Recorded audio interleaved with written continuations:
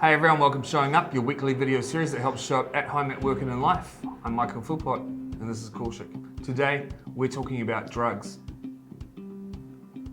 Yeah. So the question is, if you could take performance enhancing drugs that were legal, would you take them? Over to you. Hell yes. In fact, here's what I prepared earlier. Yeah, show us. Kaushik's bought his drugs. These are not quite drugs, probably more supplements, but absolutely. I would. Would you? Are you mainlining that? What does it say? The Lutein. Good Lutein and be alert. Ginkgo, be alert. How do you prefer to take your substance abuse? Just orally. Just orally. Yeah. Yeah. Okay, so I guess the reason we're talking about this is because there is microdosing, right? Well, you didn't answer the question. Would you? Oh, would I? How are you? I already do.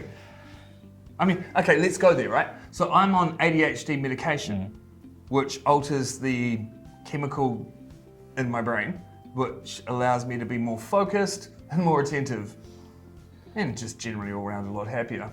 Does it work? Yes. So I'm technically using performance enhancing drugs. Yeah. And it works. But where's the thing? Like where's the line for what's right and wrong? Would alcohol be considered a performance enhancing drug? Personally, I wouldn't say it's a performance enhancing drug. I would say that it's a lubricant for social interaction, because with all the networking stuff we do, there's definitely alcohol helps there. But performance enhancing, nah. Because I mean, alcohol is considered a downer, right? So you've got speed, methamphetamine are all uppers, but then you've got alcohol, which is a downer, along with heroin and drugs like that. Yeah. In case you were wondering, I have done a little bit of research into this subject. So where does the ADHD medication fall in? Is that an upper or a downer? Well, yeah, that's interesting, because I can't tell you that one. Because of the medication I'm on, it's not your standard medication for ADHD. But for most people who take ADHD medication on the street illegally, they use it it's called gutter speed, and they use it to get high, so it would be an upper. But for people who have ADHD, it stops them being so upper and brings them down. So how that works, I don't know. And the fact that I'm not using that drug anyway, I can't comment on it. Interesting. But like I say, for most people it would be an upper drug, which is interesting. It helps to just calm things down. Yeah.